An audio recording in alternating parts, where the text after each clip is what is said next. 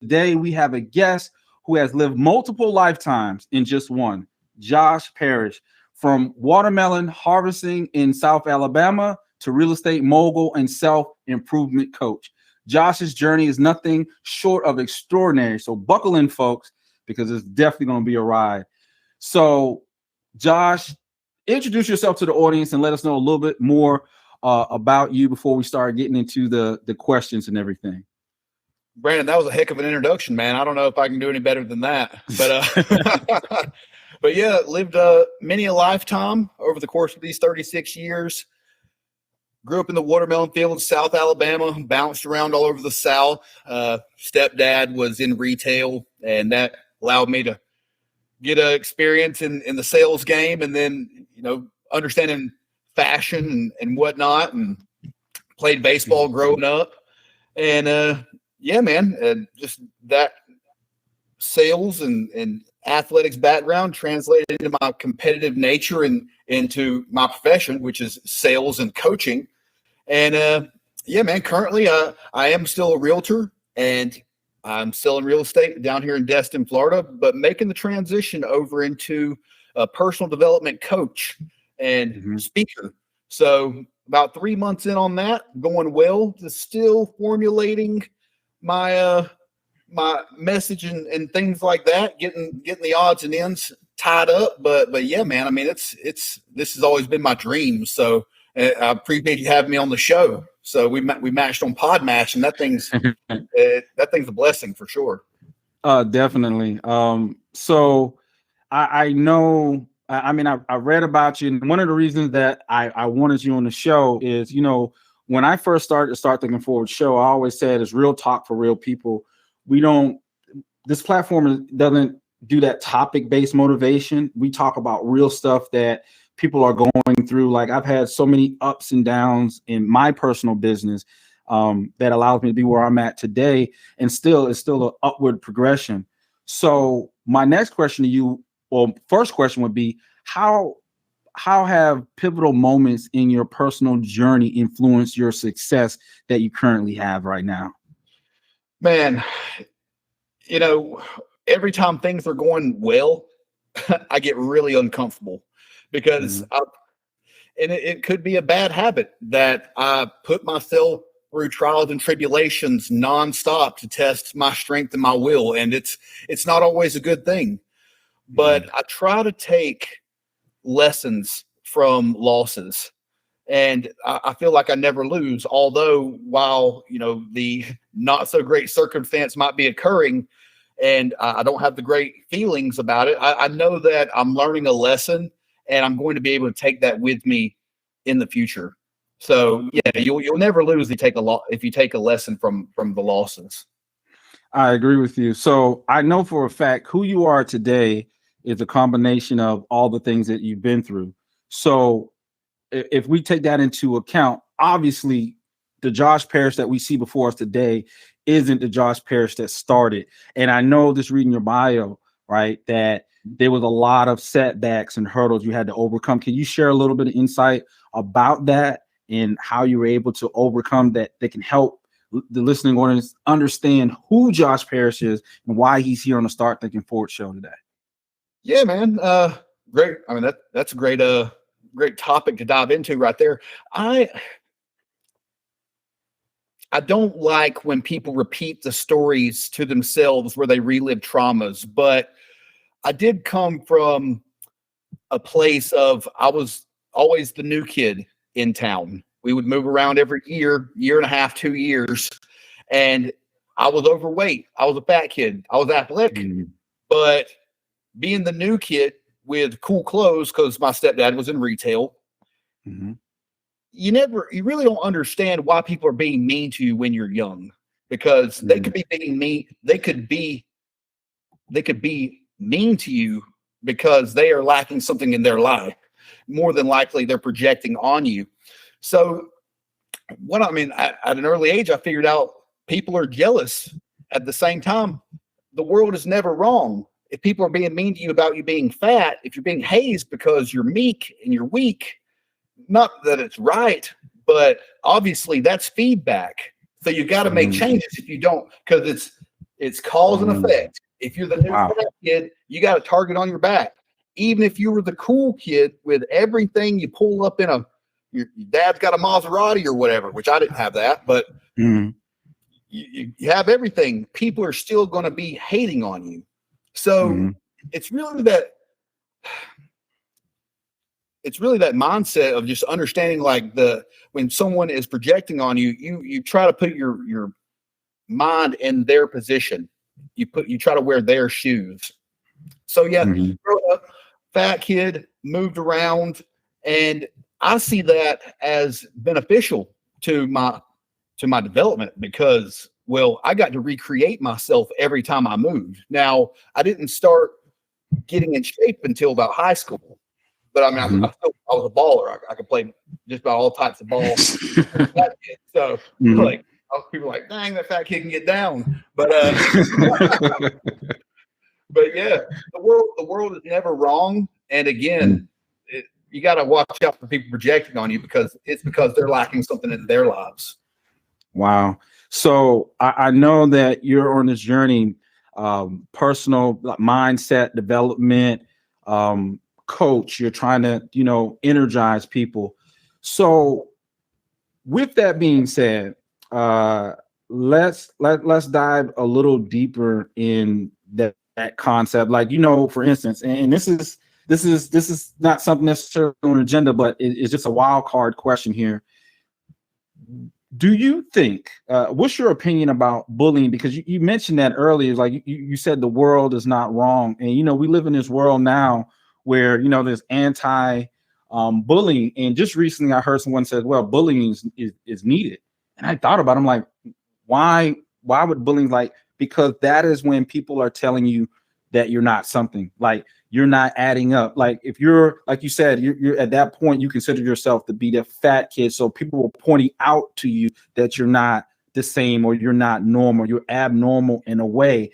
Being abnormal, then you say, wow, I'm not getting the feedback that I want. I'm not getting accepted the way that I want.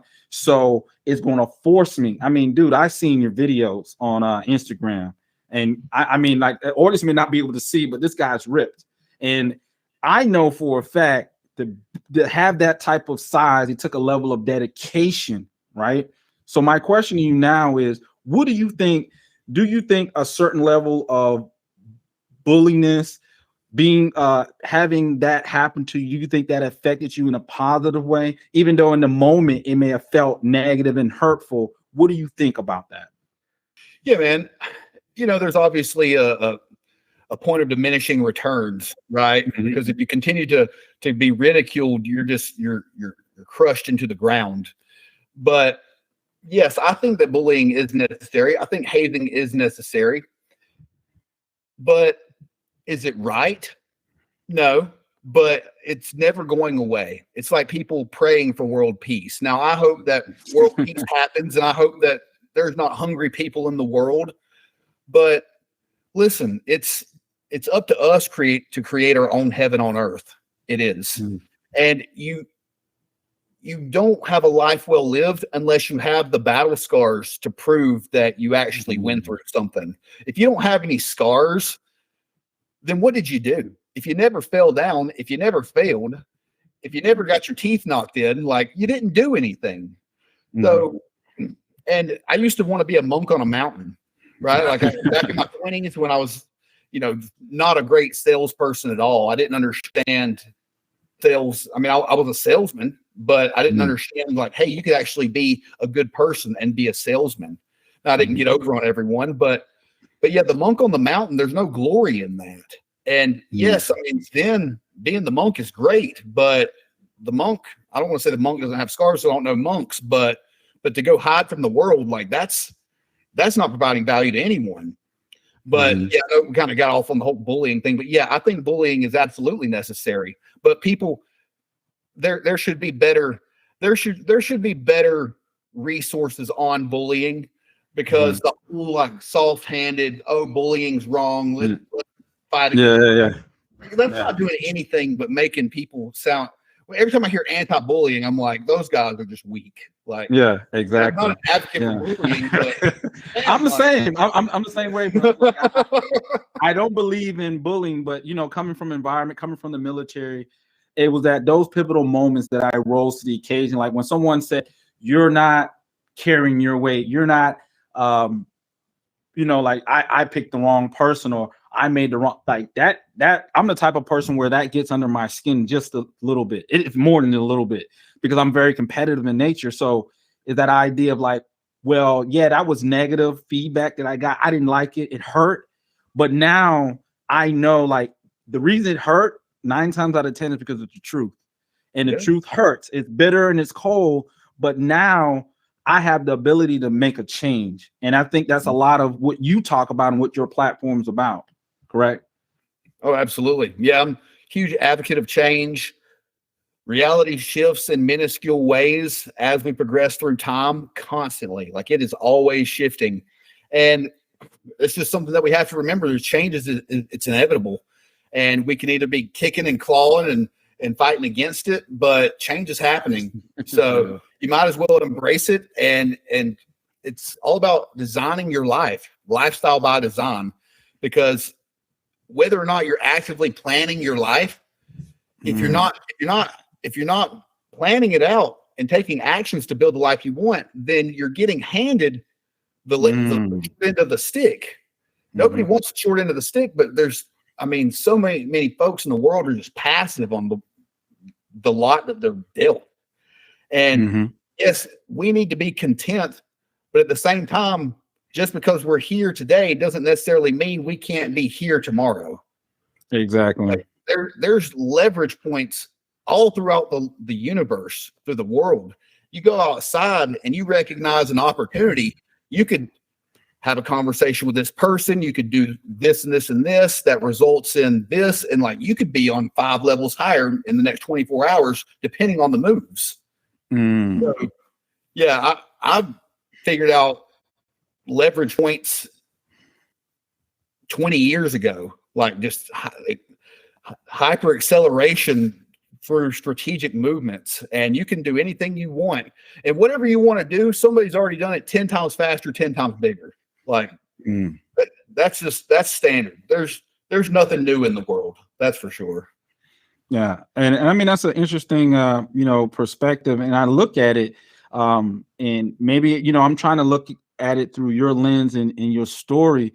To me, it almost seems like one of the things that you really have going for yourself is that you knew during certain moments, intricate moments where you needed to pivot. And that's the biggest thing with a lot of entrepreneurs and business owners.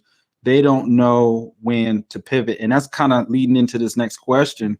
For you, like if you could give us like a SOP, standard operating procedure, on how you generated over $150 million in real estate leads, right? Because I think that's important. That's not something that we want to skip over, because there's so many people struggling in business and they think that, oh, I have to do this, or I don't know, I don't have the expertise, or this, that, and the third. Well, at the same time, if you're listening to this podcast right now, or you're seeing this, understand that Josh wasn't born this way. He had to pivot and make steps. Talk a little bit about those decision making, those SOPs you had to put in place to even get close to 150 million in leads. That was 150 million in leads in about 7-ish months. So yeah, I flipped that switch on. It was crazy, but there was a lot of prior work to flipping that switch on, and to know when to pivot, which there's so many contradicting sayings, like go down with the ship as a captain, and then like burn your bridges, or not burn your bridges, burn the ships, like stay on the island no matter what, and fight like hell until you're king of the mountain or whatever. And then like there's always, it's like just know when the ship is sinking and get off. Like I'm not doing those sayings any justice, but there's a saying for either way you want to go, right? Exactly. But at any point in time where I didn't believe in the product, I would jump ship, because I know one thing right now, and this is why I'm I haven't accelerated in my coaching business just yet is because I haven't completely crafted my product, because I know that I can create tremendous momentum like that if I believe in the product. And I know that the teachings are there, but I'm thinking about client experience. And once I craft that, not perfect, because perfect is an excuse just for not ever getting out there in the world. But once I find, that solid message, which we're getting there. But once I have that, then I'll put it out in the world. But you have to have that. You have to believe in the product, and you have to believe in your pitch, because if your pitch is I'm going back to the 90s here. If your pitch is whack, right? Like whack.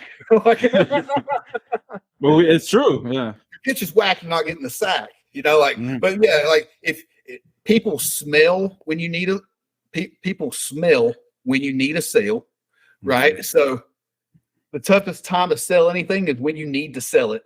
Absolutely. Like if the power bill is like, if it's getting paid from this next sale, like people know, right? That's not the time to be selling things for sure.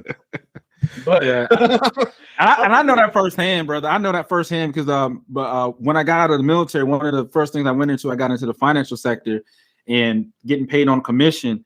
And there would be times like, I was licensed in multiple states.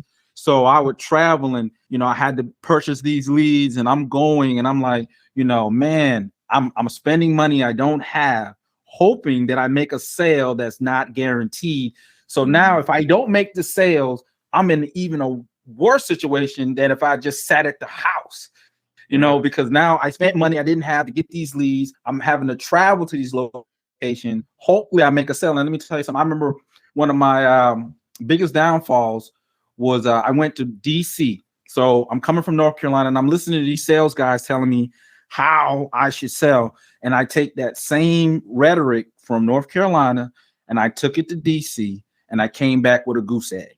Right. I was defeated when I came back. So I completely resonate with that so much.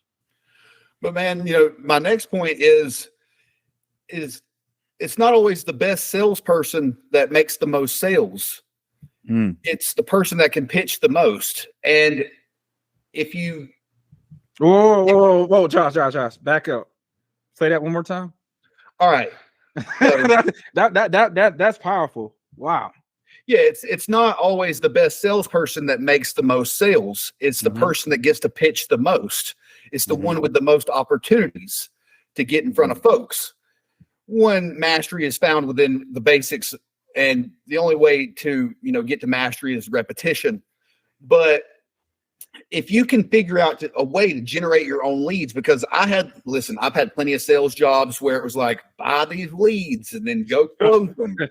But you don't know if they were like filling out something on like a word womp game or because I've had all sorts of sales jobs, and most sales jobs that you don't that make people like accountants, like exactly. Like the Oklahoma football drill has made more basketball players than anything, like that saying. Yeah, man, I've had some terrible sales jobs, but if you can figure out how to generate your own leads, then you're golden, because you shouldn't be spending money to generate leads, especially like if you run ads, then yes. I mean, I'd say that that's probably okay if you're doing the in-house stuff so you can see like what's working, what's not.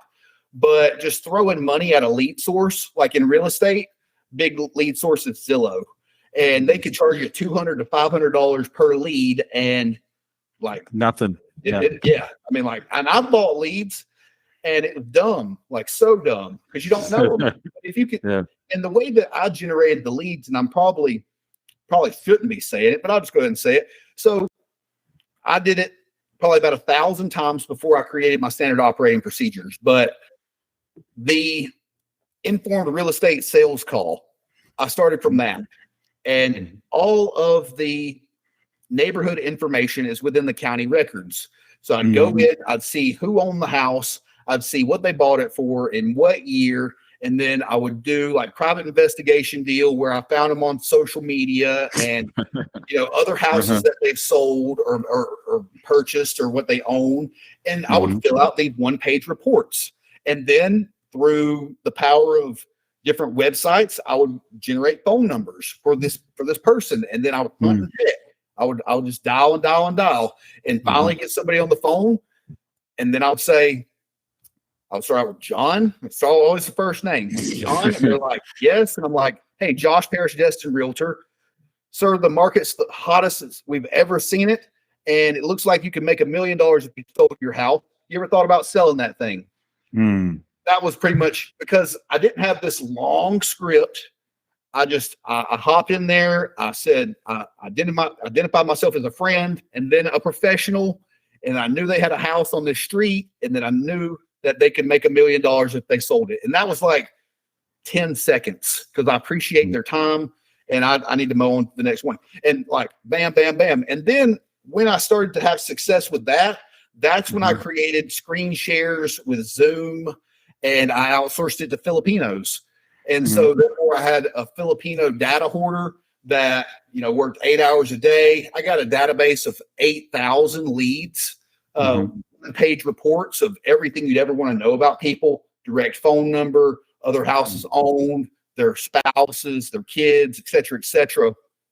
And then just a really dialed in script. And then I had Filipino dialers dialing those numbers and asking them, basically acting like they were investors. Say, hey, ever thought about selling your house? Think you could probably make $1 million. And then when they said yes, then my Filipino dollars never called them back. But then I snuck in and said, hey, man, you ever thought about selling that thing? And I kind of just knew a little bit more than the dollars did. But then Apple changed their whole algorithms with spam pops up anytime there's but we didn't do robo dialing, which is completely illegal. It was all hunt and peck. And my dialers did not pose as agents, which is also illegal. We were doing everything legal. And, they were saying that they were investors and they were thinking about buying stuff, but it was more so just we were uncovering opportunities. And whenever I flipped that switch during that time, man, it was so much momentum that I was ready to go into the lead gen space because I just know that so many realtors, I think there's like a 98, 99% rescission rate after 2 or 3 years for realtors. Everybody quits except for a few in real estate. That's cool.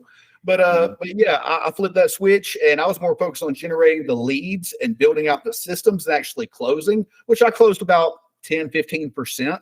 And that was my second year ever in real estate generating those leads. So, that's impressive. You got to think about it. Most, and I'm not remembering the exact statistics on this, but I know I've seen something that said the average real estate agent, especially if they're new to the industry, may have even went from 0 to 2 transactions within a 5-year span. And I thought that was interesting that so many people have a real estate license. I'm here in Atlanta, Georgia, and I'm telling you, I don't care where you go, you can go get a haircut. Someone in that shop, they could be a barber, they got a real estate license.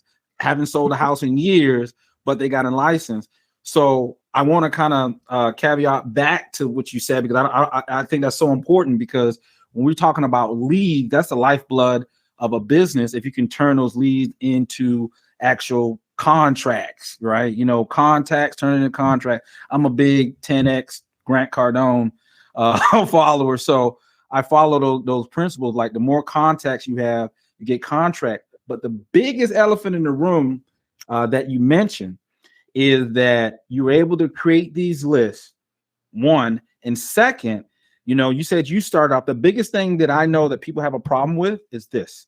If you're average salesperson, this phone right here turns into a freaking monster, right? Because they don't want to get rejected. So when you call on that phone, oh my God, I'm getting rejected. So one is how you overcame that. Second, the idea of you hired someone else to start doing that. And I think a lot of business owners, CEOs need to think, I'm not good at the phone, or I'm scared of the phone. I need to come up with an SOP on how can I still be in business, because at the end of the day, just because you're not good at it doesn't negate the fact that it doesn't need to be done. It needs to be done. It has to be done, or you're going to be out of business. Can you talk a little bit more about that? I think that's so important if everyone is listening to this. Yeah, man. Well, so people hate the phone because their script sucks. They don't know their script. And then it's so wordy, and they haven't even thought about the end user. Like, say you call an attorney. The DISC profile, DISC, 4 different types of personalities, very, very different folks, all of them. You could be calling Grandma Ethel. You could be calling Neil, the attorney, right? So, but it needs to be short and sweet. It needs to be informative, and it needs to talk about something that's benefiting the other person very, very quickly.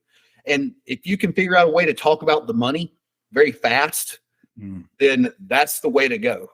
Especially in real estate, always talking about the money. Like, I never want to talk about a dream home, which, I mean, that might be why someone, buy in the real estate market for doing a deal. But I always want to talk about the money with folks. But yeah, the reason why people hate the phone is because they hate the script. The script, they don't know the script. And then the script, whoever wrote the script might not have even been an actual dialer. So it's just, if you can provide value on that phone call very quickly, people are going to show appreciation. And especially here, because down here in Destin, Florida, I'm calling $1 million plus houses. These are people that are actually doing stuff in life. So they have, I mean, they're trying to go. Like, that's not everybody. Some folks sit there and talk to you, especially if you provided value on the phone. But if you don't have any money, you have to start with the phone. Like, you have to, because there's no other way to go about it. You can either sit there like on a car lot, or you can be fed leads, or you can try to go to the grocery store and be like, you want to use me as your realtor? And like, that's go with, the Chamber of Commerce meetings. That also sucks. Everybody else did like they too. Like, you don't want to like, so yeah. But yeah, it's just, if you can figure out a way to the informed sales phone call, then it takes, like, there's still going to be, can we say assholes on here? Like, there's sorry, I just said it, but there's going to be people that are mean to you on the phone, even in the informed sales call space. But if you know that you're providing value to the people, like, that neighborhood, and I'm speaking from a realtor, but you know that neighborhood, what's sold, what their house could sell for, and you have ways to keep providing value, there's really no reason to be anxious on that phone call. Like, there's just not, because you're just there, you're laying it out there, and like, not every phone call is going to be an appointment or a sale. So that's what real estate taught me, is like, you're going to have to follow up and nurture these folks. Very, very few folks, which I have called, and some folks have said, yeah, I want to sell my house. And you come over at 5, and I'm like those are the scariest, because you're like, oh God, like, this is hot. This is super hot. Like, I can't mess this up. Like, there's no play in it. Like, you have to go now. Like, they're ready. Like, so, but yeah, just the informed sales call through generating your own leads. And that's how you get over the fear of the phone. But you can have the most valuable phone script. You can be the number one salesperson. Because I started out, I've always had a knack for getting high space mentors, like very, very high achievers. And even those guys, like, they do it because they know that that's what they're built for. But even they don't want to make the calls sometimes. But it doesn't stop them. They're just like, well, after I get my feet wet, after I do a couple, then I'm just in it. So yeah, but that's where discipline comes in. I mean, like, that's the true definition of discipline, is like doing what you need to do despite how you feel about it. You're motivating yourself to do. And another thing that you mentioned, that's spot on. Like, I literally just seen a video that Grant had, and he talked, explicitly to the fact that don't hide the offer, don't run away from the money. Like, put that up front. Like, people have a webinar and they're selling something, and you got to go through this whole 60-minute webinar before you find out what that is. He's like, nah, do it at the beginning, right? Give them that incentive base at the beginning, be upfront with it. And then you touch point on the script, right? If you don't know how to create a script, business owners, and if you're just tuning in right now, this is an electrifying show. This is we're here joined with Josh Parrish, real estate mogul, life coach, motivator, intense, bodybuilder, everything. And I'm excited because at the end of the day, I knew that this was going to be an intense conversation just because of just the way how you are. And you're very transparent about everything you went through, and you're not talking that topic based. You're like, hey, this is what it is. This is why a lot of people feel this way. So this goes into the next thing that I want to ask you about: selflessness. Mm-hmm. What exactly? Because I think what you said was the concept of selflessness. How is it the cornerstone of a team in scaling a business, you would say? How important is that? I know it sounds crazy for you to say you need to be selfish before you're selfless, but you can't pour from an empty cup. And if everybody takes care of what they need first, making sure that they're showing up 100%, then they can give to everyone else to the 10th power. But if everybody's just starving themselves of their most basic needs to go give to someone else, then everybody's just kind of robbing Peter to pay Paul. Everybody's running off of fumes. Everybody's being passive. Everybody's, not bringing them full selves to the game. And that's what you need, is for everyone to show up ready. Right. So that's when I've never heard anybody say selfishness or selflessness. You can say it either way. It still works out the same. But yeah, you just can't pour from an empty cup. You have to take care of yourself. On the airplanes, when there's turbulence and the little mask drop, they say, put your mask on first and then help whoever put their mask on, because you have to be able to breathe before you do anything else.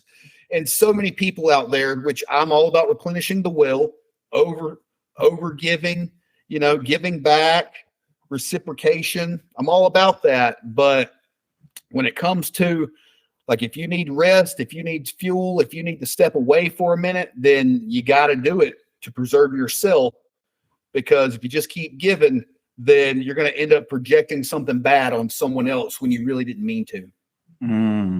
So that goes, that's crazy. Wow. That's powerful. I'm sorry, I didn't mean to cut you off. No, and this, to relate that back into management, because I was kind of talking from a family sense, but who you're managing, that is your family, your team, your family, the group at your business. It's all, you got to work in unison. And so it's all the same.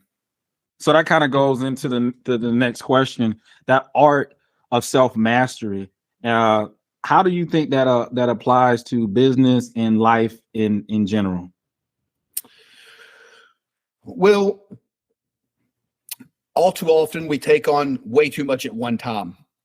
So if we can really focus on the bare bone basics of who we are and what we need, and we figure that out, and we can fulfill those needs, like we do it like we know the back of our hand, then we can go take on something else.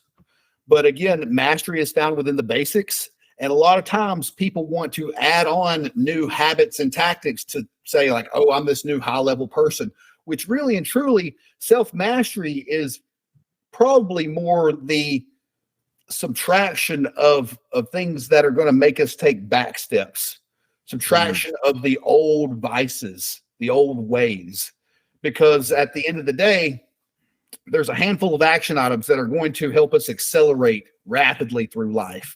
And we have to show up for ourselves. We have to treat ourselves right.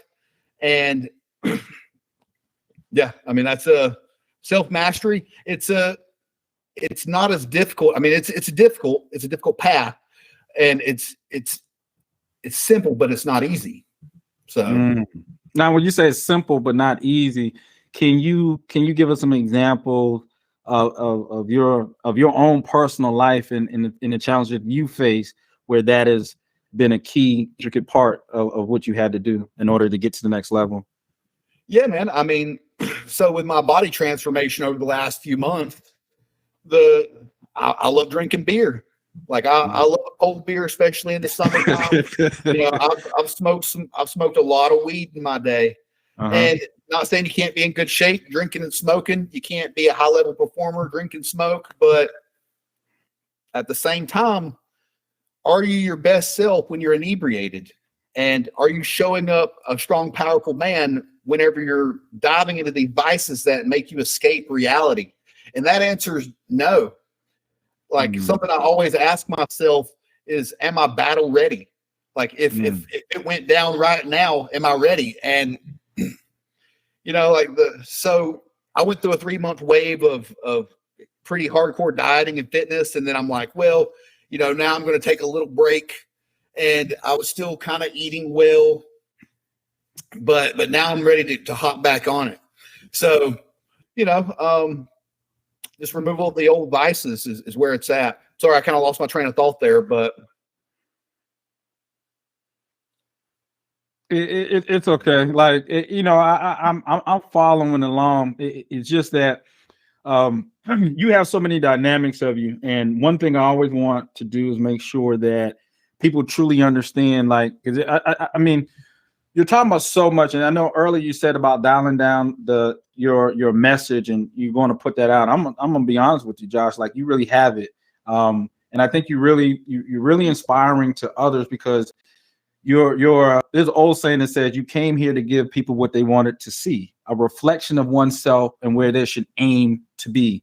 And you're kind of the epitome of that. Is like, you can start from nothing, and through that self-mastery, through those steps of you knowing yourself, you overcoming those setbacks, those hurdles, but having the discipline to maintain, to be battle ready, and that's a big thing we learned in the military. Is like, are you battle ready? Or have you went through the battle drills, right?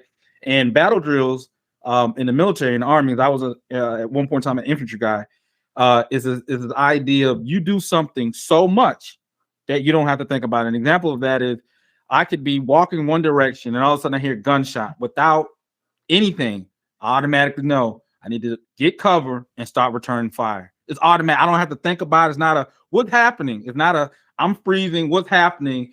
As soon as I hear gunfire, I'm taking a knee, trying to find cover, and I'm returning fire. It's a battle drill. You do it so much that it becomes part of you. And I think that that's an intricate part of that self-mastery part of where you at and how you evolve where you're at. Absolutely, man. Yeah. And anything new is going to feel foreign, and discomfort, change. It's one of the most scary things for most folks. But even though if it's new, just know that you're not going to be the best up front. You have to get comfortable with feeling kind of stupid.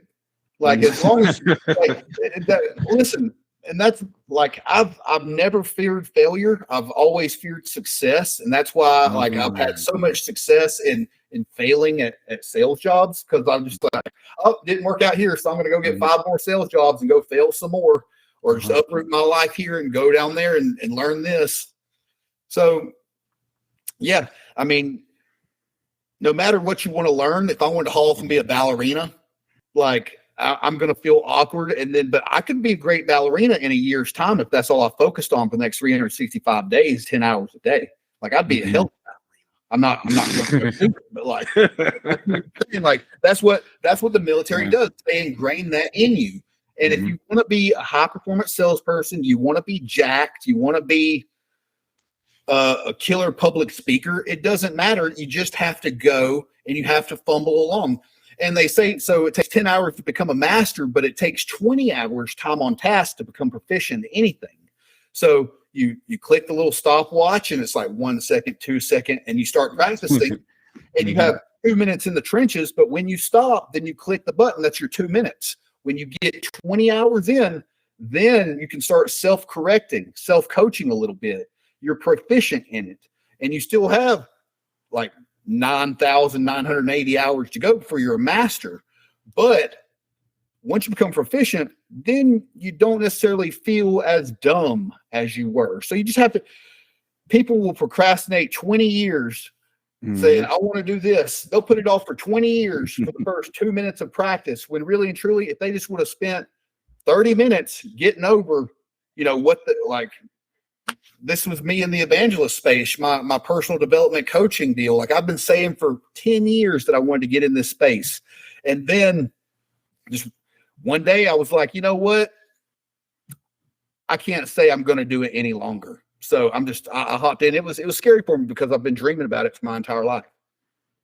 Wow. And I mean, you just touched bases. I remember a few years back, I read this book by Dr. John C. Maxwell. He's actually here in Georgia. And the book is Fail Forward. And in that book, he talks about this explicitly. He says, listen, fail forward, fail fast. Because the quicker you fail, the quicker you're going to learn. You learn more when you fail than because when you win, you're celebrating, right? But when you fail, if you're a smart entrepreneur, you're a smart CEO, you're a smart leader, you're going to learn from those losses. In the military, we call have after action reviews, meaning no matter how good or how successful the mission was, let's talk about what was good, what was bad, and what could be improved. That's how it always went every time.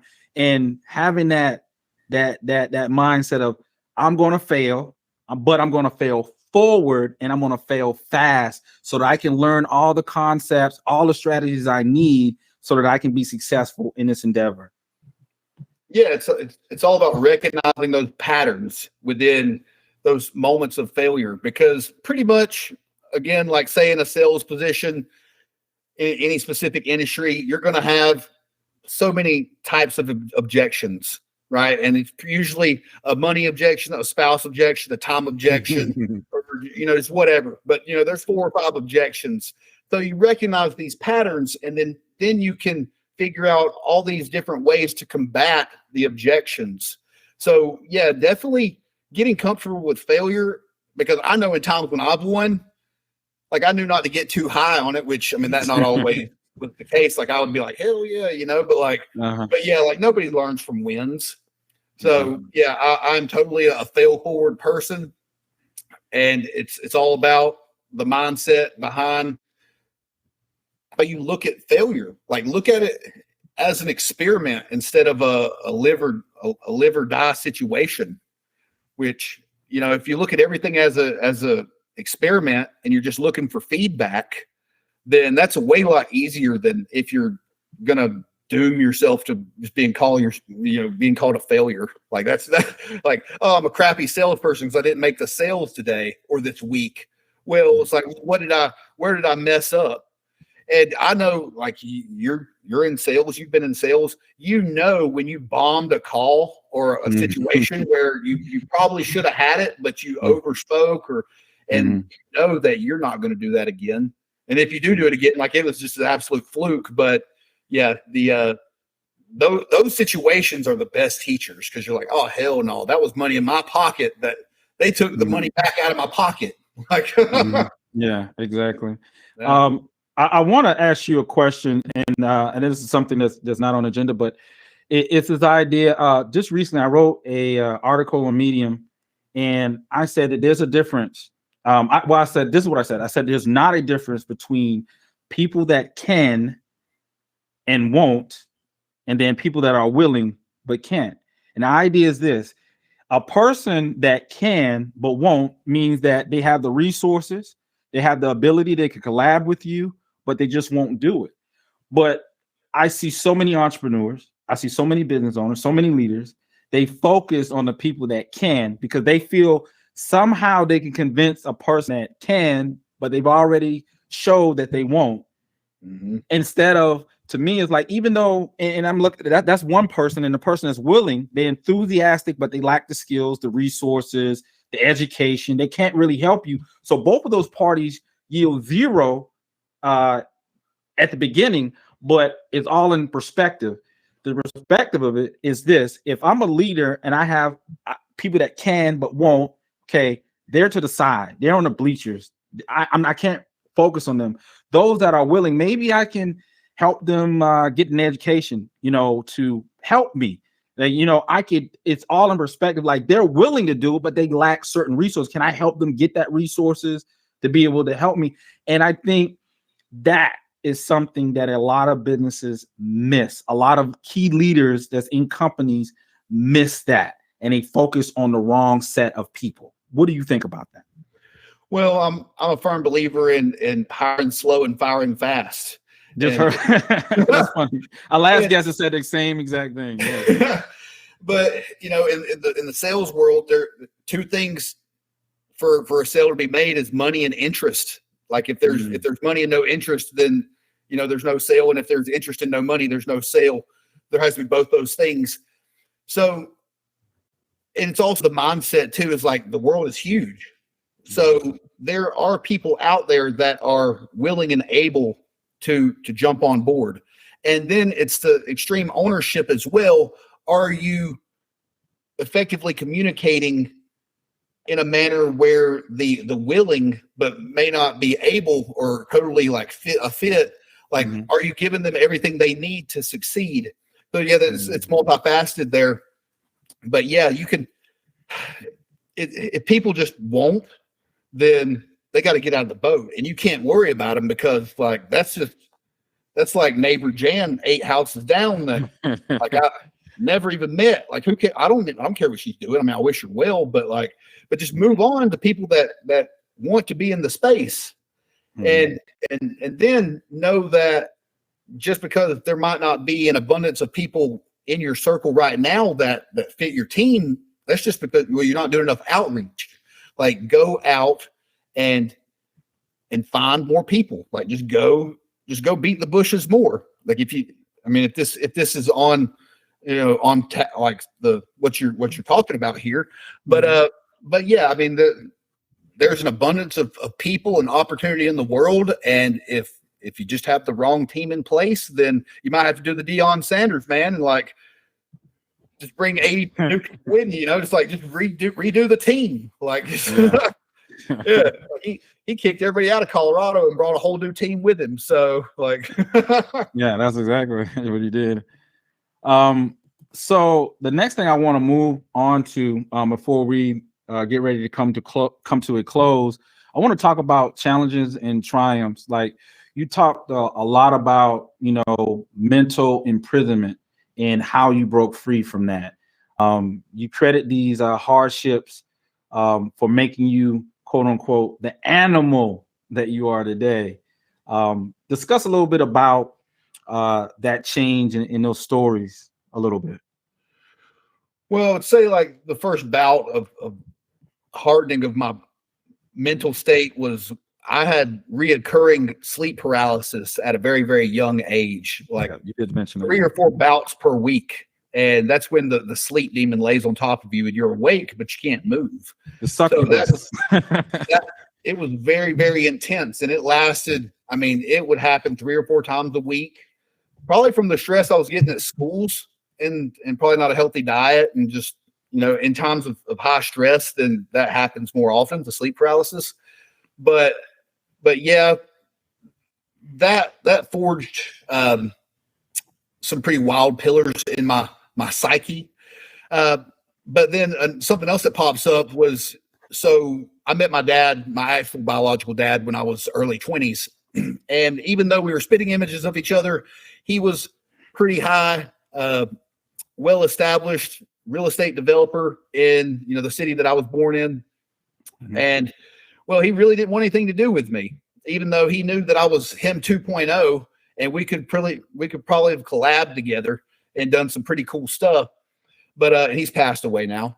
But it literally, I was in a mental prison. I was obsessed with wanting to be accepted by him. I wanted him to want to collaborate with me. I didn't understand like how you could have a spitting image of a son and knew he had the juice and just wouldn't lift a finger to say, hey, come on, let's go. Let me teach you how to do this real estate thing because I know you want to do it. So, I mean, that really put me in a dark place. So he was in a can category, but he wasn't willing to do it. Oh yeah, yeah, absolutely. He was, and to make matters worse, it wasn't just like he was passive about it. It's like, no, I'm not going to help you do this. Like he would go as far as saying, like, let's do this. I would uproot my life and career from a different city, be heading back to hometown, and then bags packed, everything's in town. It's like, oh well, change of plan. We're here now, not going to work out. And he did this like half a dozen times, man. Like that was it. It was rough. It was super rough. And at the end of the day, I had to cut ties with him, but I would coach myself through these situations. I actually created, I had multiple versions of myself within me. I created a firm father version of myself within my own mind. So I would talk myself through these things. And I know people talk about the voices in their head. They're usually talking about crazy folks, and I might be a little crazy, like, but a lot of great. We all are. We all are, man. If you're doing stuff, man, you're crazy. But man, silence and stillness are going to help you break free of whatever has you in chains mentally. Absolutely. Going and retracting from the world, fasting from vices, from food, from stimulus, and just really sitting with your thoughts and journaling, writing it out to oblivion. That's going to help you mull over the details to help you break free. And it's not a sexy time in life. And a lot of folks don't want to uncover what's on the other side of all that stimulus, of all those vices, because once everything's cleared out and you're really facing those internal demons, that's where the rubber hits the road. Like that's where the battles start. It's way too easy to just keep covering up the vices and like, oh, I'm going to hop on this program now. I've read this book and I keep consuming this and this and this. You just keep adding on and on and on. But yeah, the only way to break free from the mental prison is to clear out everything and work through it, because you're not going to add on and break free from a thought process. So Josh, so real quick, I know we're getting ready to wrap up, and this has been definitely a powerful show, and I think a lot of people are going to get a lot of value from it, just period. So I'm just elated. I don't think I can edify you to the level that you deserve. You've done so much in a short period of time, and I can just imagine that you got a lot more still to come. And I'm looking forward to it. And based on our previous conversations, we've even had this. I have your back. Definitely in it. I like-minded people that are striving not only to help themselves but help those that are around them.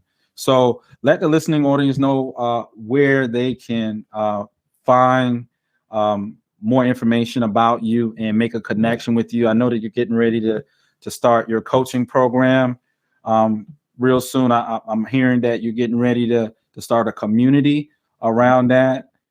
So let us know. Yeah, man. So best way to get in contact with me is to click that little camera button on Instagram, and because that's where I put all my content for the most part. And then there's that link that says join Get Up Gang. The Get Up Gang is my free fitness and health community. And you'll click that button, join Get Up Gang, and it'll shoot me a message and I'll accept you. And then it takes you right to the 21-day transformation jumpstart. 4 simple steps to absolutely transform your body, which is the foundation of your mind. Mind and body work together. The 4 simple steps: cleaning out your guts, enhance posture, prioritizing animal proteins, and then your daily movement practice. The Get Up Gang, you might have heard of the burpee. CrossFit demonizes the burpee, but the get up, it's very symbolic. You get on the ground, you get back up. I'm currently doing the Get Up Master Challenge, which is the road to 10,000. And I'm doing 100 get-ups per day for 100 days.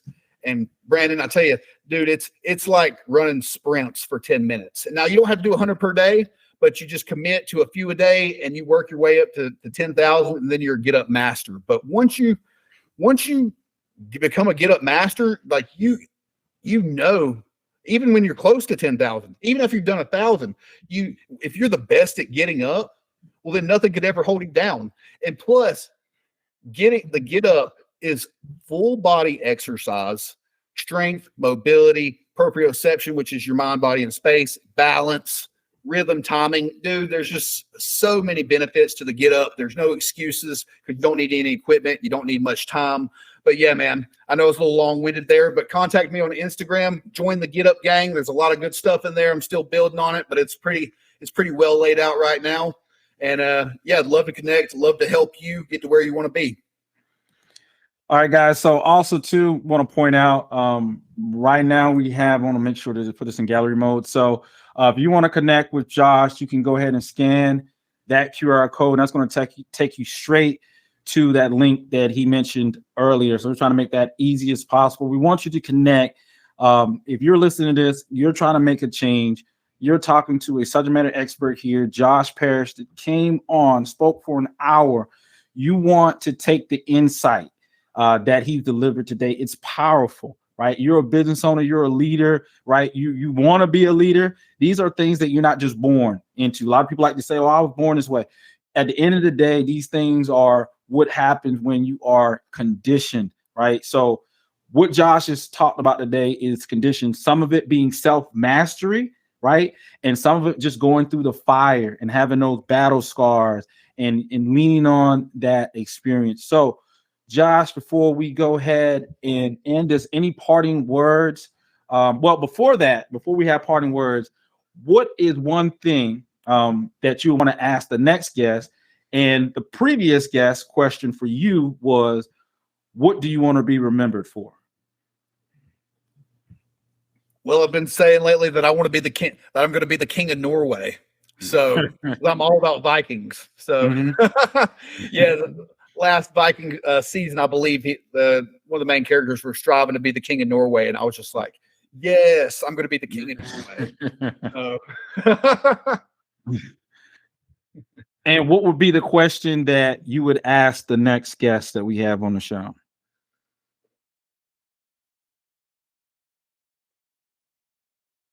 What nation do they want to lead?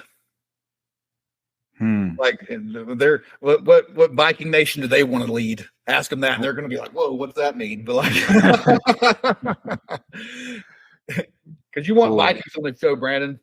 Yeah, I actually watched the show. I love it. I love it. So I'm big into that stuff too. So yeah, I'm with you. You're throwing you for a loop. I threw you for a loop. Yeah. And so what are your last parting words that you would like to leave to the audience before we end? Hey, inch by inch, life is a cinch. It's all about generating those that momentum through those small incremental wins, and have that the mind of a samurai, the vision of a samurai, and always be looking for the small win in the moment, and you'll rapidly accelerate. Woo!